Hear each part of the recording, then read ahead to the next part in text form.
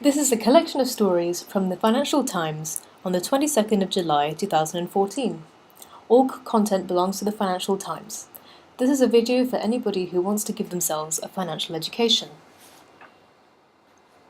Anglo American is selling a large part of its platinum mining operations in South Africa after the end of 5-month strikes. Poor returns from the platinum division have been a major drag on Anglo's financial progress. The company wants to shift towards more mechanized mining, away from labor-intensive mines that have the potential for strikes and labor unrest. Huawei Technologies, the Chinese telecommunications group, has had stronger sales after selling 4G equipment to its customers, China Mobile, China Unicom, and China Telecom. Huawei's efforts to go ahead with deals in the US have, however, been blocked by Washington on security grounds. Glencore Xstrata is selling its Las Bambas copper project to a Chinese consortium. MMG of Hong Kong, Guoxin International Investment, and CITIC Metal China is the world's largest consumer of copper. Las Bambas in Peru will be one of the world's largest copper mines after it starts production in 2015. Satya Nadella, Microsoft's chief executive for 5 months now, has announced that 25,000 jobs at Nokia will go. With the announcement, Microsoft's shares rose more than 6% during the week to their highest in 14 years. However, a software analyst at Nomura said that, in context, it is not drastic. Also, similarly, a professor at MIT Sloan School of Management said that Microsoft has been bloated for 20 years and that they have too many people on their product groups that they don't need. Trimming the size of the teams, he said, was unlikely to speed up development or make Microsoft more innovative.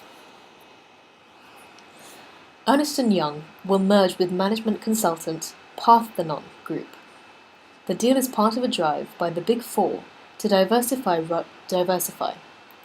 Rival company Deloitte bought management consulting boutique Monitor Group in 2013, and PwC, another competitor, bought Booz & Company, a mid-tier management consultancy. Tesco has ousted its chief executive Philip Clark, and Dave Lewis, a Unilever executive, will take over in October. Charged with reinvigorating Tesco, as it is against intense competition from German discounters like Aldi and Lidl, as well as more upmarket supermarkets, and the increase in online shopping.